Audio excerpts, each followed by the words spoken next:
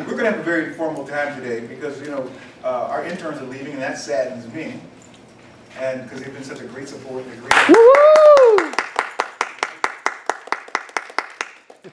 wish them well because I know they're going to have a lot of blessings, you know, bestowed upon them between the time they get out of ITC at that time. So we're just going to have a little informal, you know, where people are at this time this time of the year. And as we know, throughout history, this has always been a tough time for a lot of people, especially as you get older. Because what happens is a lot of the people that you've been celebrating with may not be still here, or they've moved on. And you've got new acquaintances and things going on in your life. So people have transitioned a lot throughout the year. I'm just trying to say again, what's going on with you at this point in time as far as the holidays come, your families and things like that? So the floor is open if anybody wants to talk.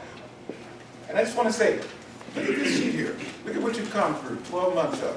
Wow. 12 months of conversation about topics that really are just important and vital to just, you know, staying alive.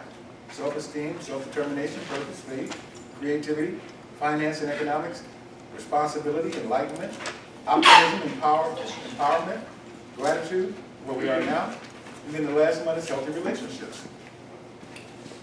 And you see why that falls last? Because if all this other stuff, the other 11 months aren't in order, you're going to have unhealthy relationships. I mean, you have a relationship, but how healthy is it, you know? Say that.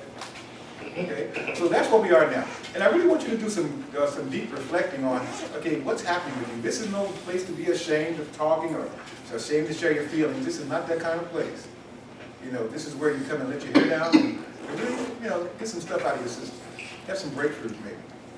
So if anybody has anything they want to share with the group, it's open.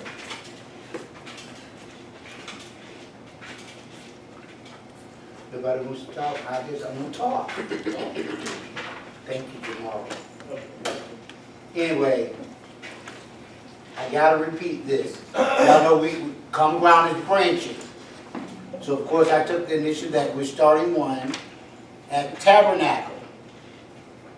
And I'm opening up with December the 2nd, which is day after World AIDS Day. I'm having an open panel speaking on HIV/AIDS. It's a very diverse panel, 7 p.m. I'm inviting you all out. So if you need to be enlightened, informed, or to help embrace somebody, I'm asking you to come. That's in the afternoon? 7 p.m. I don't know if that's afternoon or morning, but 7 p.m. It's afternoon.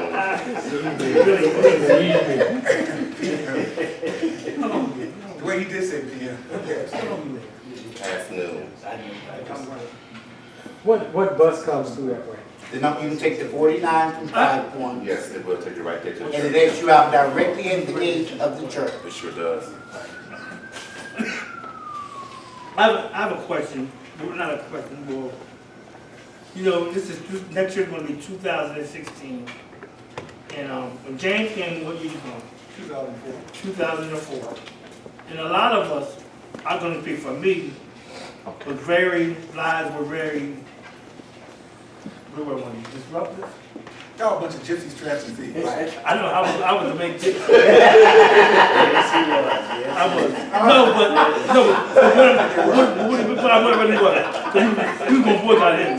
I remember we come to we for like 2 or 3 months.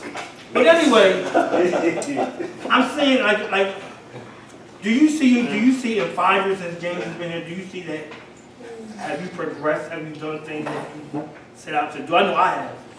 I'm still doing more things, trying to do more things.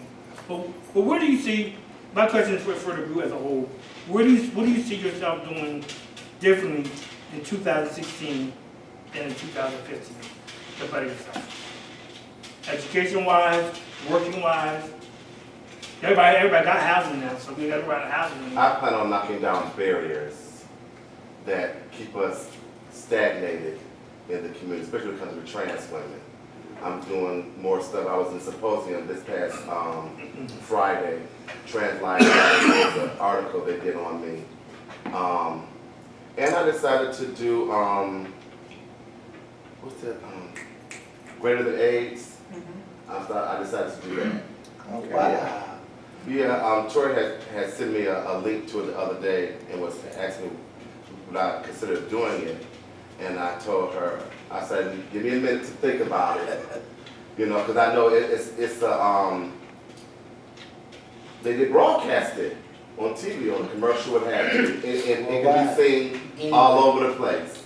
Could you show Michaela, did you? Yeah, I haven't seen hers yet. I don't watch public TV. But it's on Facebook, on Facebook. Yeah. What her page, So, you know, and I told her, when I thought about it, as I did the Trans Life Matter, they asked me that I wanted to put that I was positive in there.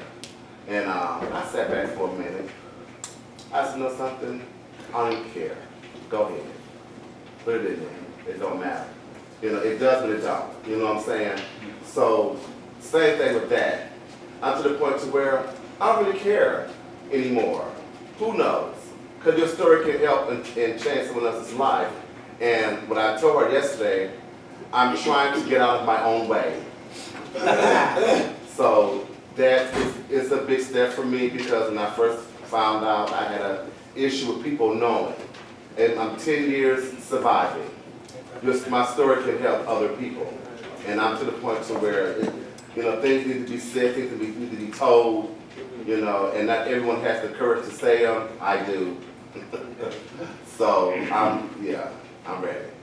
Well, thank you for that. That's interesting. Mhm. You know, one of the things I want to say is, I only had one expectation when I started here, and my expectations grew the longer I stayed.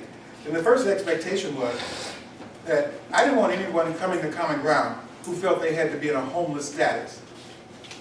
Because when I first came, I would say 60% of the people in Common Ground were homeless. Living in shelters, living in somebody else's places temporarily, and just wandering like normal nomads in the desert. They didn't have any idea what the next day was going to bring for them. And so my first job in 2004 was to make sure that these people understood that they could live independent and be okay. They didn't have to go to a shelter. And the sad part about it was they had income. They had income. And one guy had so much money living in the shelter, I was like, well, what do you do? Because I don't know if I can handle my own apartment. But that just took a little learning and education to do that. You see what I'm saying? Getting a person to, you know, become responsible, that's not difficult at all. You know, there's steps to it, but you know, you need to see that you can be responsible with your own apartment. I've seen guys over the last 11 years go from homeless to getting their place, to getting their car, to getting their job. You know, I mean, seriously, you know, guys have really part. And a lot of times it's just being in the right place and listening to other people share their story and how they got over it. Just like Lynn is doing, you know? Yeah. Sometimes that can be a great motivation for a person who doesn't realize that there are ways of getting around and getting out of That's right. whatever you're going through. You know? And it's amazing to me how a lot of the people that I've come in contact with lately have strong, well, I should say, I ain't gonna say strong, let me take that back, have affiliation with churches. They go every week, but then they still come back out to church and they're homeless, they're depressed, they're thinking lack of limitation, they can't do anything. So what is going on if you're going to church every Sunday, or going to these places where you say you're getting support, but you walk out just as depressed or lacking than when you walked in the door? JB? You know, you said something just then. You were saying that their thinking lack and limitations. And you know what's kind of unique? Is when you, like say if you're laying down, like, all right? If you're just laying in bed and when you first wake up, or if you've been working all day and you go home and just lay down, and for the moment, you ever had that time when you imagine like you're like a little kid in Disney World, and you start thinking about, oh, I just hit the lottery with like $10 million or $100 million, and you feel like it's real? And the thing of what I'm trying to say here is if we could get our thinking to think something almost like crazy, like higher than what we're thinking. For example, like I even heard some things that people want to do. Think about, see yourself at that place you want to be already. Or, like say, if you only operate with $1,000, $2,000 a month, think about the possibility, hey, if I had $4,000 or $5,000 a month, and you know it's possible. You might not see it, But this big universe and God that we believe in or whatever can make that come into action when we don't even know how. All we have to do is just start thinking it. And you'd be amazed at how you hear this, you hear somebody talk about, like what James was saying. Then you're like, oh, that sounds like something. I even heard Lynn say it. Somebody called her about something, and she's like, let me think about it. You know, so what I'm saying is that for myself, I've seen some amazing things happen, and it's almost scary at first because you feel like you're way over your head. But no, it's because we don't think like that. You know, to have $1 million, most of us think, oh, I'll never hit the lottery, I'll never be a millionaire. But it's possible. It is possible. You know? So I just wanted to bring that out, that just our thinking And I think a lot of makes that it change comes from people fear. People, you know, people fear doing good. They fear certain things. You know what I'm saying? And it whole, after a time, fear is paralyzing. It can keep you stuck. So what should we do? Yeah. No, no. No, so, let's talk about that. So how does faith and fear live in the same house? They don't. Okay, so what do you want? You want to have faith, right? You have to have faith to do anything that you do. But first of all, So tell me, how does a person go to church on Sunday and then the next day worry about their bills? that I don't understand. But you have to get to that place. I used to go to church when I was going through myself. I used to go to church and shout and speak in tongues and do all that and go and be miserable. Because there was a lot of things going on with me personally. So let's back up. So why were you going to church? Because that's what I was taught to do. You were taught to do Right, that. and I did. It was a ritual in my life. That Sundays I got So up. it was a ritual. And I got up Sunday morning and we went to church. That's all we did. So it wasn't about going to better yourself or learn something. No, It because was just a ritual. on Sunday morning you go to church. Growing up, you go to church. So on that Sunday. says to me Right. that it was a form of habit.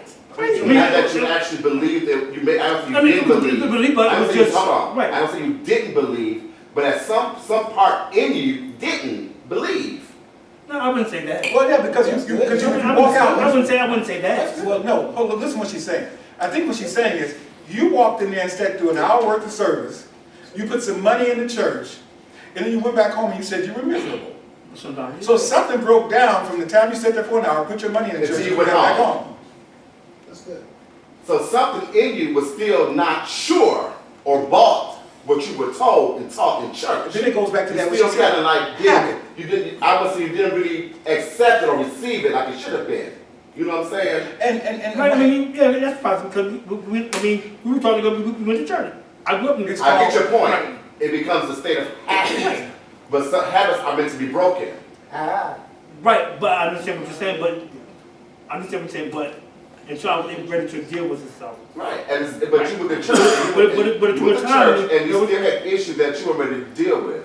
So something in church you were not grasping. That was being told. And Travell, another piece of that, you want to say this to Lynn too, another piece of that is, you sat there in church, you didn't identify with anybody in church you'd go talk to. No. So you went back home miserable. So there was nobody, there were people there, I'm sure, pastoral counselors, at the church, people at the church. Growing up, Yeah, no. the pastoral counselor. My father. But you listen to what I'm saying. I'm gonna say everything. There are people inside that church that you could have had camaraderie with that you didn't feel to share that information with. But I guess because of the lifestyle, something you just don't want to get into. There's still a fear. So you're putting up walls now. Right. You're putting up There's walls. a fear. So a Okay. lot of us do that. Dwayne? First of all, you have to have the desire to do something right. And you have to have that spiritual relationship with God. Some people, every conversation they say is money, money, money. It's not about money. It's about helping the next person. The more you give, the more you get back. If you got that spiritual relationship with God, you ain't thinking about money. You ain't worried about money because you already know He's going to take care of you. If you always thinking about money, money, money, you have doubt. You don't even believe in God. You just believe in the money and what it's going to do. Because when the money's going, and you how get it's back to going to where you make you were. look and all that. If you got that, you need to have a spiritual relationship with God. You need to be able to trust God because money and spirituality does not mix. Because you're going to put your trust in the money instead of God. And I already know this. So, if you're thinking of money and material stuff, I understand. it doesn't I'm work. not sure what It you're saying. doesn't, because God is a spirit. I So you know you have what? to serve him in the spirit. And once you serve him in the spirit, he's gonna give you all your needs anyway. JP, All right, and, am I jumping in front of you? No, go right ahead. You know, Tasha Cobb sings this song, and just the words in it is what I wanted to say. You know, is that how through Christ, how God is able to break every chain. That's In other words, there are things that we're just chained up, locked in bondage to. You know, but like what Dwayne was just saying, through God and having a relationship with Him, we can learn how to break those chains, break those habits of tradition or just routine and get on the right track. But the thing is, we have to see it. And we have to acknowledge it. now, question I have. You meet somebody, become friends with them. Once you become friends, you learn that this person is agnostic, maybe atheist, doesn't believe like you believe, and then walking around in a state of depression. How do you approach that? They're not Christian. You're personally like that every day. Okay? Well, So how do you approach them without intimidating them or making them feel uncomfortable? You don't know who you're approaching. Anybody could be The an question was, how do you agnostic or approach them? atheist. Yeah, someone, I don't know who's an atheist or who's agnostic If they- until I started talking to yeah, them. that's what he was saying. He was saying that he revealed that. My approach is this. I've learned to let people be who they are. I don't try to change anybody. God does that. Now, I might not like some of the things you do, and I've got into a lot of arguments trying to make people see my way. And then I got to a point, you know what, I need to save my T cells, you know, and all that stress and stuff, you know, 'cause my thing, and then, you know what, you lose even more T cells, you get into a fist fight, my God. So even verbal, I mean, when you get angry, I mean, you get heated, you almost would break a blood vessel or something. So, you know, my thing is that I've learned to listen more to people, and I see, and you know what? A lot of times people will see more how you act and how you respond, and they more so want to be like you. So You know, true. I have a statement. My Bessie, Go ahead. my Bessie didn't sound it. Okay, I'm going to go round and around the circle. First of all, I'm going to start out by saying that I did inquire about Mary Ann, and she is in the hospital, Emory. Crawford Long Emery? Midtown? Yeah, Midtown. And I understand she's not doing well at all. Okay. That I think originally she had a stroke and something else. So I don't know, but I'm just saying that, so we want to continue to be in prayer for her. Then I want to come back in terms of with James and the thing, gratitude. I first of all want to express supreme gratitude to you and appreciation for the first time you came to Common Ground until now, in light of all that you have done, all that you have put out, all the enlightenment and really deliverance, say, for many of us, according to their, and as JB said, we many times we don't know what other people are thinking, and everybody have their belief and their opinions about something. And so we want to be aware of, as he said, not coming before someone just automatically trying to change their opinion and their thoughts. What we need to do is be the best we are, and we need to live our lives in terms of what we believe, hoping with the intention that what we are believing, what we think, what we're doing, what we're saying, it is what is right, it is what's good, and according to me and the Word, it honors and it glorifies God. Then I feel we are able to reach and to touch and to help one another. And I give thanks. I'm the best cheerleader for and thankful for Common Ground. From the minute that I came here, started with Mary Ann by my seeing in the bulletin that, you know, she was coming over here, put it on the calendar, and even know why. When I got here, I didn't know why I was here, what I was here for, but I've never stopped coming. That's right. And so, in our coming in here, I feel that if anybody coming here for the first time, you cannot go out of this institution and say you didn't learn something, you didn't grow, you didn't perceive something. Now, each one of us individually, is up to us as to how much we're going to use the enlightenment, the intellect, the information that we have received. And the other great thing about Common Ground, and if it was left up to me, of course I already said that we need to multiply as common ground. But I feel that every church, every institution, every business association, whatever, should have a common ground. And what I mean by that, and even families, should gather and talk and share and be true and be honest with one another.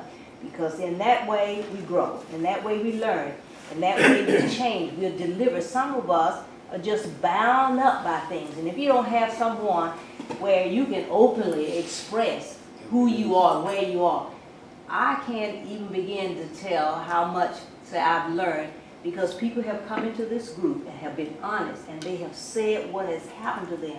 And some of the things that have happened is just make you want to, fall out. And yet, instead of falling out, you take it in, then you go and you share with others. Not you going out to tell somebody's business, but I'm talking about the intellect and the information. For instance, if you read a book and you really glean something out of that, you're not going to just stamp in somebody's face all day. And I just read this and I learned this in the book. You live it. And then God will put you in a place where when you're sharing and you're telling what you're telling, it will help and benefit so many people. So I just feel grateful and thankful and happy and blessed. Well, you know my best thing. You always give everybody else accolades, but guess what? You do Spelman College proud, you do your church proud, and you do your community proud. And family. And I want to say thank you for what you do, okay? Two things. Regarding what Lynn started with, when you were saying in terms of you go to church and you leave out finally still feeling depressed. We've been taught, our behavior has been to the point that when we don't feel good about something, you go to church. It has nothing to do with anything. It's just the fact that the tradition of every Sunday you go to church. And my wife, we're going to church because it's Sunday. Just it's Sundays. It has nothing to do with your struggle, what you're feeling.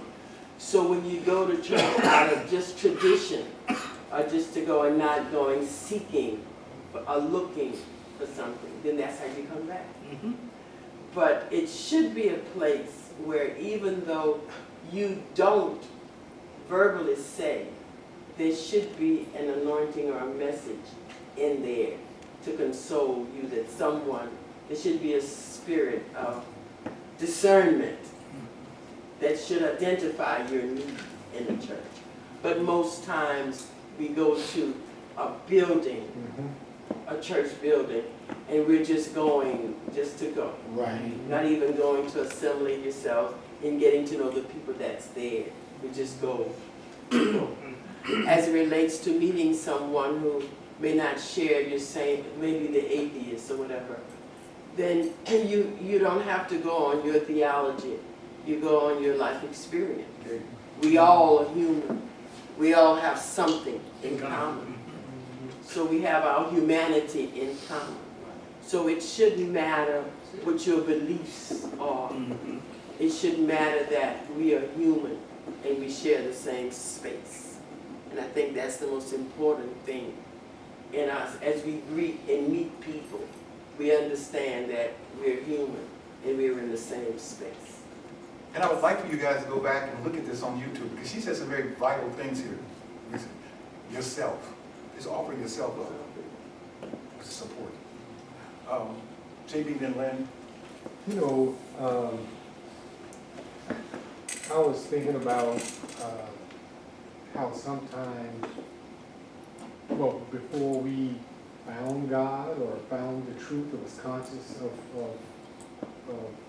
higher being, we were out there doing some of everything, smoking, drinking, sexing, homeowning, whatever, and but then when we change, sometimes it's like we forget where we come from, and I've seen sometimes, especially church leaders or just somebody who just habitually goes to church, how they really look down on other people, like they've been that way, so-called living a straight life, or more correct life, if they put it that way, all their life. And that's not true. And I say that because, I'm going to give you an example. Last month, I was invited to go apple picking. And a dear friend I've been knowing older friend, female, going with her family up there before, a couple of years, we went with them before. We've been on many trips, Larry and I, with them. They're really outdoorsy, nature, like that. And I shared with them that I wanted to invite someone that was a couple and that they were in a same-sex relationship. She was like, oh, now this is a church woman. She said, I hope they don't be holding hands. I'm like, huh? She said, I hope they don't be holding hands. I'm like, what you mean holding hands? She said, well, you know, I don't want that kind of stuff around my family. I said, you know, I said, for one, I said, you don't even know them. And I said, and to just outright prejudge them like that, I don't appreciate, I said, I don't appreciate that. And she says, well, you know, she said, I got my family to think about. I said, well, you know, I said, then, you know, I just won't have them come. And as soon as I hung up the phone, I thought to call her back, and I said, you know, by the way, thanks for the invitation. I said, but Larry and I are going to sit this one out. And I did that, and I'm sure that there'll probably a time where she and I can talk again. But what I didn't appreciate was that was more selfish, because she didn't take the opportunity to even possibly. She just went by what she was thinking, what in general. Something. And don't we all see that happening a lot? Yes, all the time, every day. Yeah. You know, not only just with people like friends, even with family. The scary part about that, what you said is, her family will be stuck in her thinking. Because she said, I don't want my family exposed to that. And see, exposure doesn't always bring negative. Exposure, I mean, I'm sure the interns had not been in an environment like this before they came here. And they came in here now, they can, I mean, I don't know how they feel, but I can't see where they were just totally destroyed by what they came in and learned. You know, I think they're going out better people. I do too. Because I think they got someone under their belt now they can identify with if they ever confront a situation Right. that they've experienced at Common Ground. You know, before I came to Common Ground, I didn't know any transgenders. Before I came to Common Ground, my circle of friends was very limited to academia. If it wasn't somebody on campus or something like that, I didn't socialize with them.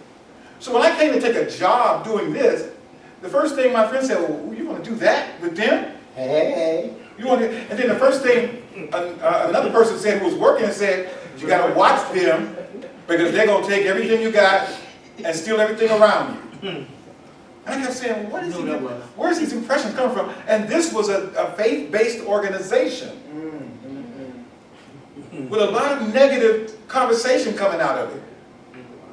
James, go back there and check the pews. They hide out in the pews. And nobody's hiding out in the pews, you know. But if you give people that impression that that's what you expect from them, then that's what people will do. You see what I'm trying to say? People will do what you expect. Yeah. It's up to you to turn that around by doing what you know is best, you know. So sometimes we, like Jackie said, sometimes we got to stop prejudging a situation. And that's one of our four agreements, right? Don't make assumptions. Don't assume that somebody got on a dress that they want to be a woman. And we had to just stop right there because I was reading something about Will Smith's son wearing a dress. Yeah, and I was like, okay, what does that mean? But it ain't my job to discern that. That's not my job to discern that. I see him. That's his own life. That's him. I got too much stuff going on in my life to worry about what Will Smith's son is doing with a dress on. That's his son. That's his And whatever job. his walk is in life, he's going to have to address that. That's his job. That's his son. We look at Martin Sheen right now, and I'm so disturbed by this. Yes, I'm so disturbed by this because AIDS has been out there for 35 years. And until Martin Sheen showed up on TV, nobody talked about it. No show on TV, no station on TV devoted any real time to HIV. And now Martin Sheen's got it, and the whole world wants to talk about Martin Sheen and HIV. Don't worry about it. Y'all know what you're talking about. Y'all know what you're talking about. You know? I've invested in the thought, not the idea of who he is. You know what I'm saying? But you know what I'm talking about? Caitlyn Jenner she gets her sex, well she ain't got no sex change, but she comes out and talks about how many transgenders have been walking around trying to tell their story and never got on TV. And then Caitlyn Jenner shows up and now it's a big deal. Because she got money. Because she got money. So sometimes we got to stop assuming and judging and making decisions for other people when we don't know who they are. Who are you gonna? I've had doctors tell people what to do, and the person walk out like, okay, why did he tell me? You didn't ask, well, why are you telling me this? You just told me something, but you don't get the answers for it. How could you walk out of a doctor's office, he done told you something, and you don't get a clear, and you know who kept me abreast of that? My friend JB. He went to the doctor, he said, you gotta ask your doctor questions like he's giving you answers. You know, Jeopardy. He gives you the answer, but you gotta come up with the question. And we don't do that. We walk around in this funk that somebody else created, wondering why am I this way? Because somebody told you no, somebody told you something foolish, and you accepted it, and now you're trying to figure out how to get out of the mess that you allowed yourself to get into that had nothing to do with you. I understand what you're saying, Chip. Because I ask all kind of questions, any kind of question. I don't care what you think of me. We I'm know. gonna ask, you know. I'm gonna get my education. Melody and Rita. Read you next, okay? Okay. Go ahead, Melody. Oh, yeah, like, I appreciate you, but like, it's like a generosity, I'm glad to be here, but, I'm talking about my problem. Yes. I'm talking about me. Right. It seems like it never fails. When I start saying, well, I'm finna stop this, and I'm finna stop that, you know, and I went to church and everything, and then everything is going great, financially, and I got a peace of mind, and like I haven't learned how to avoid this negativity when it comes to me. Boom. Yeah. You know, that's my problem. Like when things start going, you know, I start, every time I put an effort to start doing something or trying to just trying to do something, that, you know, just to do something, here it comes, boom, it never fails, you know. And so I just get up and try again, and one day I get it right. I get it right. You know, one of the things I've always said, and we always hear all the time, is don't count the number of times you fall, count the number of times you get up. Okay? Because each time you get up, you got a little more knowledge than you had before you fell. You see what I'm saying? Okay. And then you can walk a little further. And what it was, my mouth.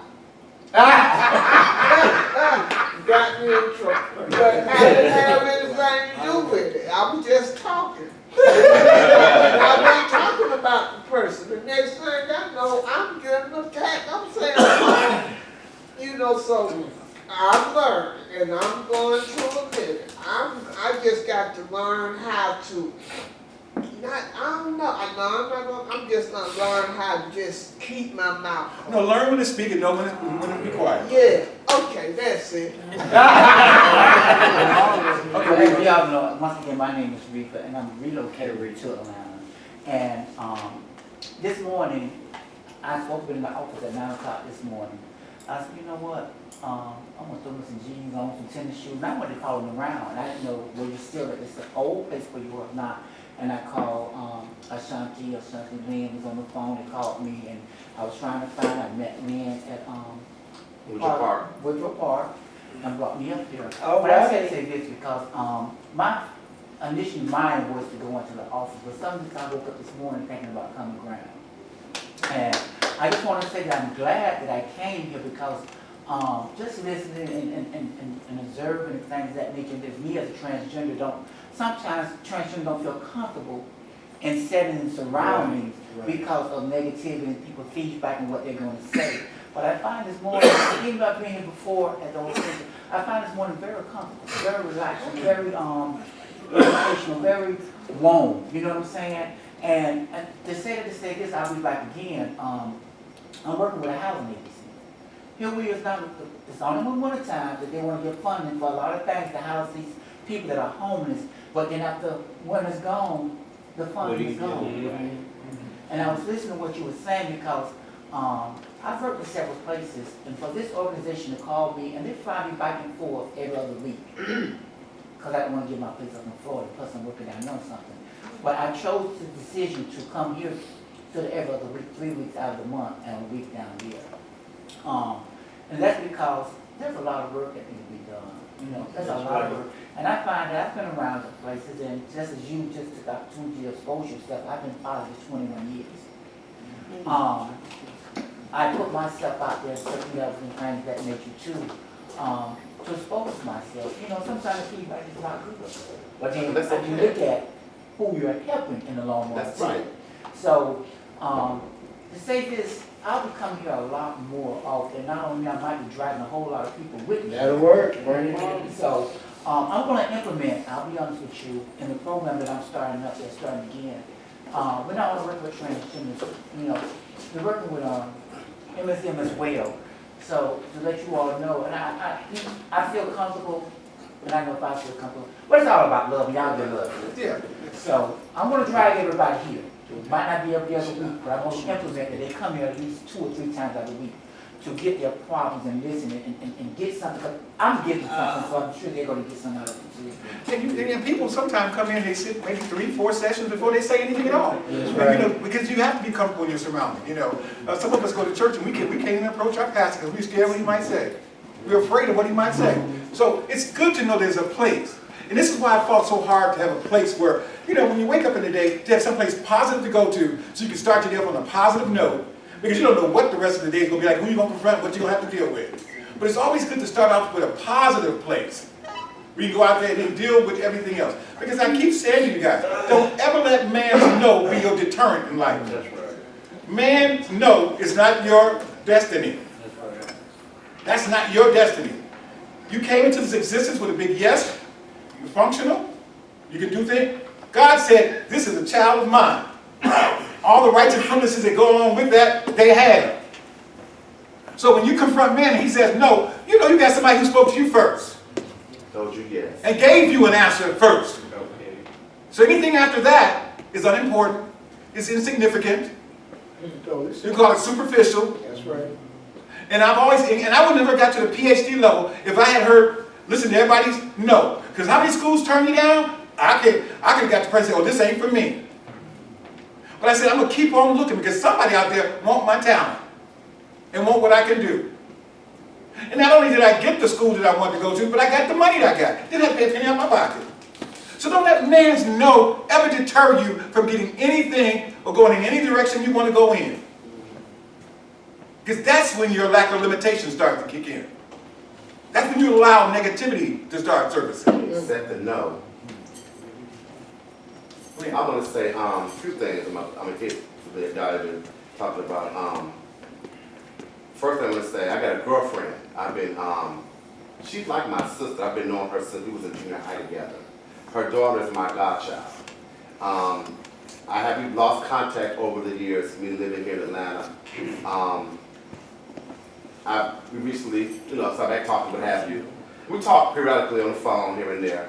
And one thing she said, Lynn, she said, I'm just really proud of you. I said, why? She said, every time I talk to you, you're always upbeat, positive, nothing negative to say. She said, she said, well, she said with depression. She said, I just don't understand everything that you've been through or going through. You're positive, you're transgender, live in a whole new city. How could you be so upbeat and positive all the time? I really admire that when she struggles with that herself. And I told her, I said, it's all about taking the bumps and bruises that through life that gives you, and maybe say you get lemons, you make lemonade. You know what I'm saying? And stay positive. I said, it's all about the fact that I know that God made a promise to me, for me to have everything my heart's desire. He promised that to me. I stand on that. I still do the same thing too. I said, it ain't easy every day. I have my days where I may not be also good. I said, but I don't stay in that place. I come out of that. I don't give the devil the glory. What she was saying about, she tried to do good sometime and the negative come back. My thing was this right here. It's always easy to do the wrong thing. But do the right thing is always going to be hard. Because the devil has set it up that way. All things under him will always come easy. Anything under God will come kind of hard because it's set up that way. But as long as you have faith in him, you're going to be okay. But you have to stand strong in that faith and not falter, waver, or give up and believe in what he told you. Another thing, Caitlyn Jenner. I said this last week too. You don't like her? I'll tell you something about this. Yes, she comes from privilege. White woman. I say woman, because she's a woman today. She's a man no more. White woman comes from privilege. Now they want to shine the spotlight on her because she's white and she comes from privilege. My thing is right here. If her privilege can open the door to shed a light on us who need it, let her. That's right. Let her work that work. Because now they're talking when they wasn't talking. If she shut up and go back in the closet, they ain't gonna talk no more. So long as she's in the forefront and talking about it, they're discussing it. They're doing things in our favor today when they weren't doing before. My thing is, if she can blow the hinges off the door, what transgenders need, let her. That's right. Let her. And let us all walk on through with her. Right. And that's the case. At some point in time, things have got to change. Charlie Sheen is being talked about now because he's a white man, come from privilege. They weren't stagnant before. Now they are. Because he lived what? A very wild life publicly. We all know this. Let them open the doors that have been closed for so long in our benefit. Yes, they're white. It may take that. It's a white man's world. They run everything. We know this. If it takes them to do that, I say let them. That's right. And I'm going to walk on around behind them. Right. See what I'm saying? And you know what? And my prayer is that they stay focused On the prize. on the goal of why their celebrity That's right. status is there. That's right. Yeah. So wonderful. But see, what happens is a lot of times, once we get comfortable, we forget. Isn't that true? We forget. So hopefully those two that you mentioned will have the esteem, the initiative, or whatever it takes to fight this battle further. Yes. And let those who don't have the celebrity status grow and benefit from what they have brought to light. That's how I feel. If it helps us get more things, better things for us, I say let them. Yeah. They've used us for years, for centuries. Why not use them for another decade or two? And you know the interesting, the interesting thing about today is this: we hide behind a lot of things. Right now, we have people hiding behind social media, doing things and saying things and not being honest and upfront about how things are, And it says something about the generation that's coming up right now, the young folk. Do they have sensitivities? Do they have empathies? Do they have these things that are necessary? Or are they becoming androids, computer people who don't feel? I believe that what you just said, James. You know what I'm saying? I mean, because I believe that. Because when you get attached to something, where your attention goes, that's where your energy flows. Where your attention is, that's where all your energy is. So I'm wondering, are we teaching our kids how to let that energy flow beyond the social media contacts? And all the other things that are in place now where we contact people. My mother is so disturbed right now, she's 81, because her grandchildren, all 26 of them, text her, won't call her. She wants to hear a voice more so than see writing, And when she that in itself is a detachment. It's very impersonal. Yeah. Hearing someone's That's voice what they is do. personal. But that's what they do. It's that you can hear the sadness in someone's voice, the love in their voice, whatever they're going through, you can hear in their voice. Yeah. You miss those things in Texas. So what I'm saying is, so now we're talking about people helping us grow and develop. Is that going to be the nature of things down the road? Are people going to be self-centered? Set up is a plan, James. I think it's set up to do that. So the human connection is severed. You see what I'm saying? The contact. It's confrontation. severed. That's right. Because me personally, I'm the same way. I like to talk to a guy on the phone. I remember the days talking to hours on the phone with somebody. And you just love that, just to hear their voice. Yes. You see what I'm saying? You may not see their face, but it's to hear their voice listening to you. That's A text can't give you that feeling. And things can be misinterpreted in a text. You see what I'm saying? To where if you heard it clearly over the phone, you can judge it and read it for what it is. I was talking to a group not too long ago, a group of kids and adults, and big forum, it was a faith-based forum. And one of the things I asked the kids was, I said, well, how do you feel about, friendships and developing friendships? And one of the mothers stood up and said, I don't trust my kids socializing with no other kids. Because I don't know if the parents are teaching them what I'm teaching my child. I said, but then there's this interaction we need to have with the falling, the getting up, the bruises and the hurts. We got to know how these things are, so when we see somebody in that condition, we know how to treat them. That's right. We know how to support them. Right now, people get beat up on the street, and most people walk right past them. Somebody can be laying, we're in New York, somebody laying on the street, we don't know if they're alive or dead, but nobody approaches to see that. You know what I'm saying? So what I'm saying is, are we moving further and further away from human contact, where we care, empathize? I think we are. Or are we, what's going on right now? And I'm taking it this direction because we're talking about healthy relationships next month. How do you know if you have a healthy relationship if you don't know how to feel? If you don't know how to empathize? How do you have healthy relationships when this stuff, you're so used to stuff that's not human? Approaching people, listening to people, talking to people. James, I think it's important for parents to keep their kid in a safe environment. My parents kept us in a safe environment as best as they could. We didn't interact with other family, go to other kids' house because my parents thought the same way. We don't know what they're doing over there. We don't want you over there. So, when we got big enough to be able to distinguish what was right and what was wrong, what was best for us, then we moved on. And then we talk about social media. You talk about the texts.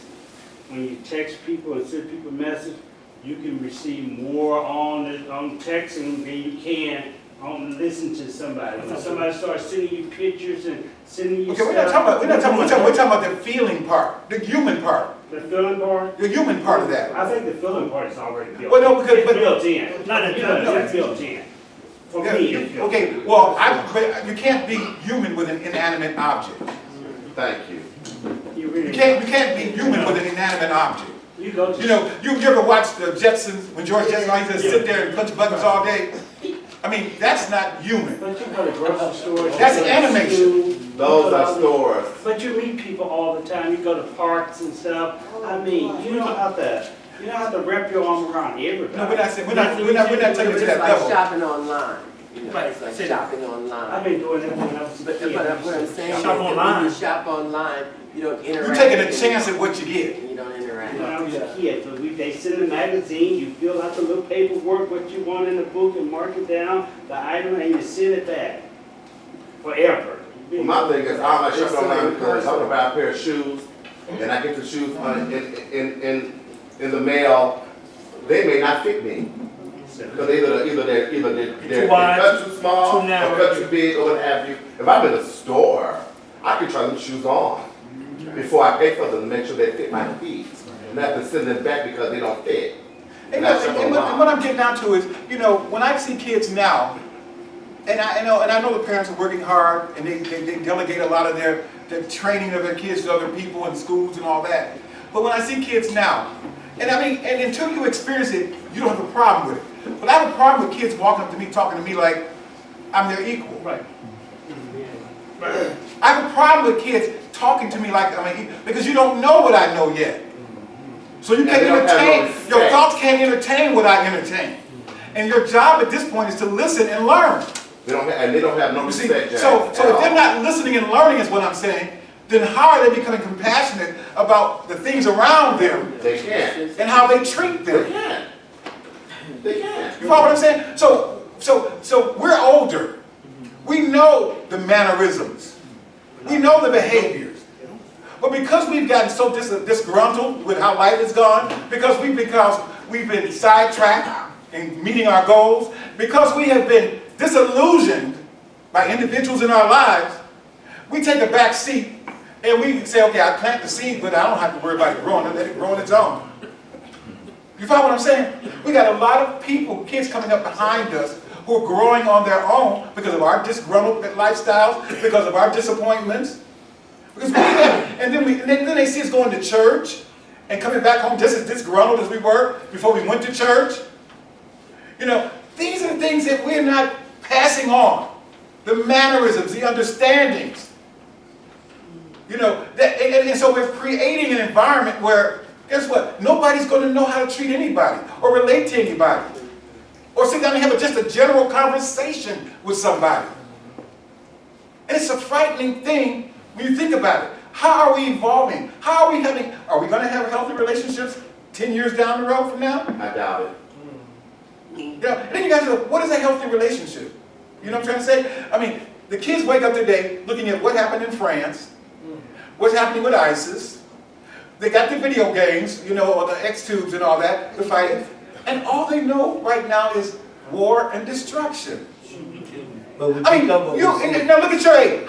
We didn't know about no wars and stuff when we were coming along. We heard about the Vietnam War, some of us. We heard about, you know, whatever going on around the world. But look at what our kids are coming up with. They come up and they're growing up in this defensive mode. I got to defend myself. I got to believe me and nobody else. And I say, well, healthy relationship, and it's going to be interesting. It's sad we only got 2 weeks in the month of December to talk about healthy relationships, but that is where the crux of our problem begins and ends, with healthy relationships. We go through the year building up our self-esteem, looking for purpose, building on our faith, saying we're thankful, then we don't have healthy relationships by the end of the year. Because the human contact has been cut off. See, I was just telling somebody this morning, I was in a school, that a parent arguing with the teacher because their kid is coming home and she can't count to 10. She's in kindergarten. I said, okay, Mom, what did you do those first 4 years you had that child? No. What did you do those first 4 years that child was growing up? You couldn't teach her how to spell her name and count to 10? But you delegate that to the teacher? Well, and she's mad because all the other kids can't count to 10. But her little girl can't. So that's not the neglect of the teacher, that's the neglect of the parent. You see what I'm saying? So we misconstrue where the learning is supposed to come from. Who should be teaching us? And it's sad because right now, well, let's put it this way. By 2030, it's predicted there will be an AU center. Wow. Because they don't see the viability of having a separate college just for black kids, because the kids today are blending. They don't see a black pride as we saw it. They don't see those things. But I guess they feel the same way when they have a white university. They say you force black kids should be able to go to them, and you got a black university. Why even have one if everybody should be forced to, you know, white people can't have a university on their own, and a black people can have a black university. Why do you have to be? Well, I don't think it's set up like that. Why do you have to be open? I think the black university came out of a. They came out of a. University have to open up to anybody that want to come there. Why they can't be private and say no, we don't want black? Because of the type of funding. You can't do that. First of all, but no, listen to this. Because see, those of us who've been through that process understand that black colleges didn't get federal dollars to go to school. But it's the same different though. It came from the churches, right? The churches were supporting the black colleges. Okay, now that the black colleges have gotten to where they are today, what they're having now is they're getting federal money. And they're saying if you want to maintain a certain status, then this is all, you only can have so many of this many people going there. And that's where it should be. You know, Why? Why shouldn't it? Why shouldn't it? well, first of all, a private club is a private club. A private club is a private club. Now, that's what these black colleges are, private We want our schools. cake and we want to eat it too. Why not? And Okay. They've had we talked about. Well, things are changing. That's why. In what direction? So- You go back to basic brigade? That's irrigating. Dwayne, Lynn, this is not a debate. This is not a debate, but it's an informed That's information. not now. segregating. We gotta That's cut bringing right. people together. Dwayne, Listen. it's okay, baby. What we're saying is this. What we're saying is this. Things that we find important, we're not passing on. We're not passing the ideology of why things were important to us on to our children. So they're growing up with other people's knowledge and understanding. and not their family's understanding, or not their parents, or not the community's understanding. So when you don't have an understanding for why something exists, then it does disappear. That's right, that's right. Because I'm going to tell you, there's nowhere, and I had to be in Atlanta to see this, there's nowhere in the world where you're going to tear down a white historic property. It's not. You're not going to go into Washington, D.C. and start tearing down white historic property or any place else for whatever the betterment is you say it is. But they just tore down Spelman's origination to build a stadium. Spelman College started in Friendship Baptist Church.